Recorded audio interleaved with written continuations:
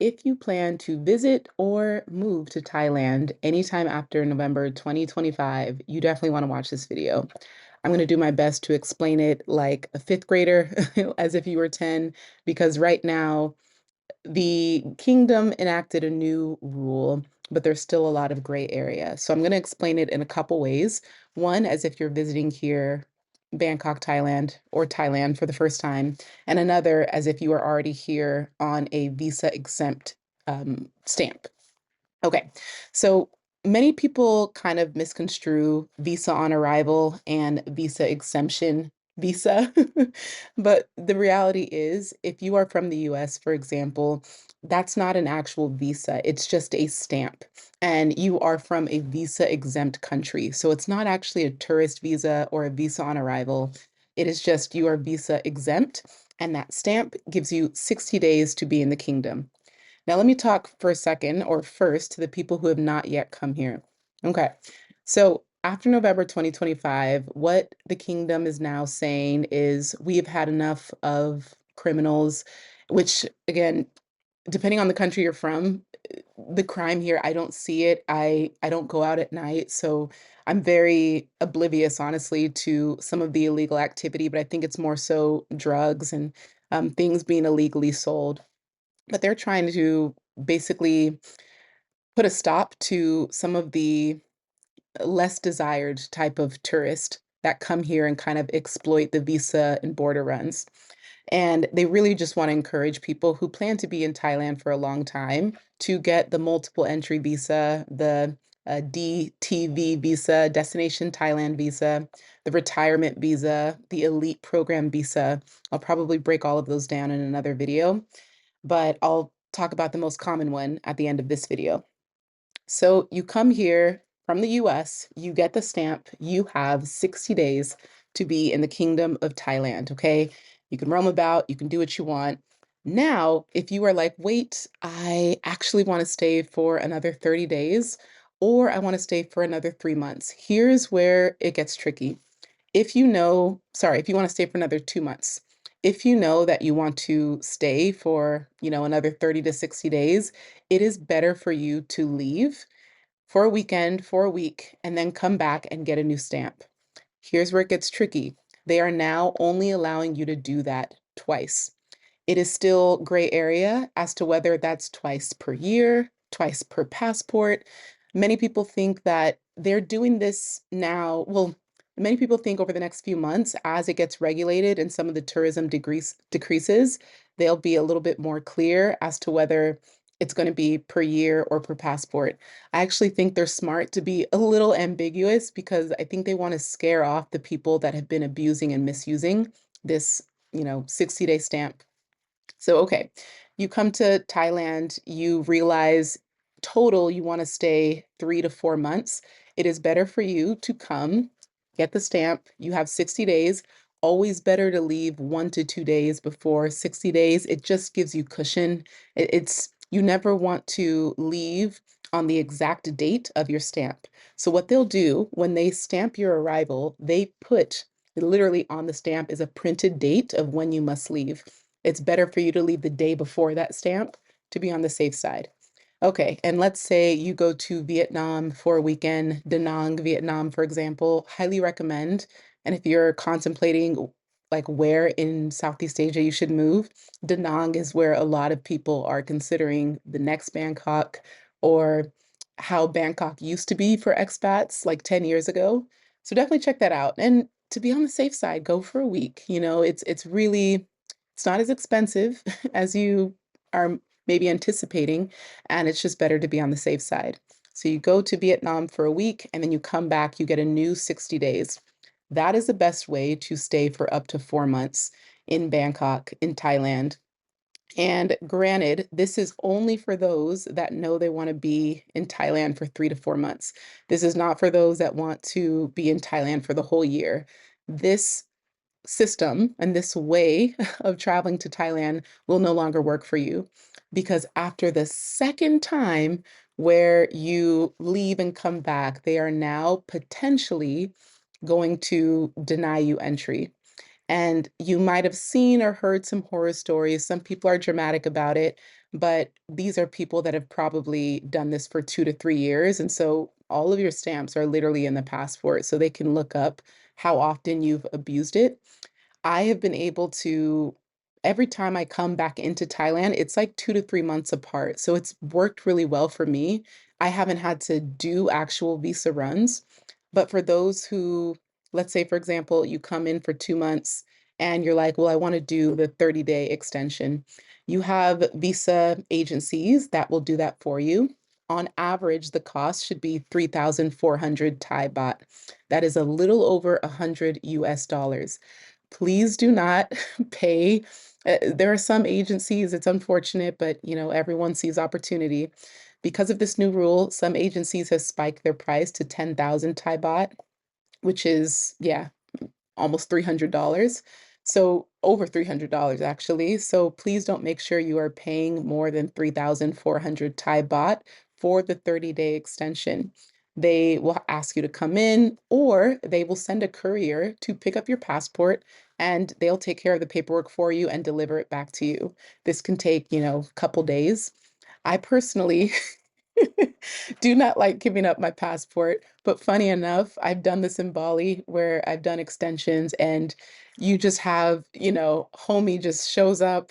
He looks like he'd be some just dude off the street, but it's totally legit.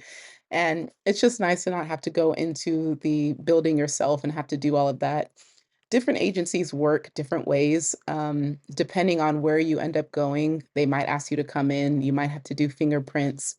And yeah, there's all of this. I want to also mention that they have enacted something where they call, it's like every 60 days you have to notify the country that you are still here. They're trying to do a better job of just keeping tabs on the tourists that are here. And so every 60 days you kind of have to self-report. Again, the visa agencies can do this for you and they can explain the whole process. Some people say it can take hours, like you have to go like really early and just wait in line. But if you choose the right office and pay a little more, you can kind of avoid a lot of the annoying. It almost feels like the DMV. Okay. So I spoke to the people coming for the first time. Now let me talk about those that are already in Thailand and have already potentially been here for, they've already done 2 visa runs this year. This is where it's going to get tricky. I recommend going to Cambodia or Vietnam for at least 2 weeks, at least. Normally, the DTV visas can be issued in less than that, but this is going to require you to show 500,000 Thai baht in your bank account, which equals 15,000 US dollars. This could be in your investment bank account. This could be in your emergency savings. This could be a sinking fund. This could be a trust fund. It just has to be liquid. They want to see that you have access to at least 15,000 US dollars. The tricky thing is you cannot just wire the money into your account and then apply because they might ask for you to show like 1 to 2 months of a bank statement. So to be on the safe side, if you are planning to apply for a DTV visa, destination Thailand visa, you cannot do that while you are in Thailand. You must do that before you arrive so that the visa is already in your passport for the immigration officers. If you're in the US, recommend doing it in LA.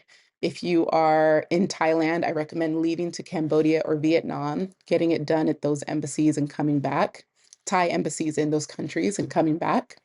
And yeah, you just want to be mindful of in periods where they're cracking down on criminals, you yourself are obviously not a criminal. And this is why it's so helpful to make an effort to learn the language, to learn the culture, to be mindful that, you know, it's a privilege to live in Thailand. Like, let me say that off top. It is a privilege to be here.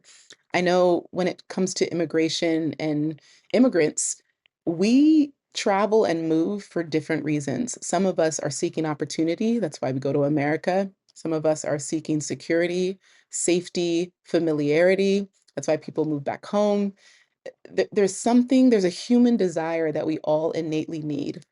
In this season of my life, peace is my ultimate and greatest desire. And Thailand has given me a peace that other than God, I have not experienced. Like the presence of God gives me peace, but an environment like Thailand has been so peaceful for my nervous system in a season where I've been trying to prioritize my health and heal, relationships, familial, and just things from my past.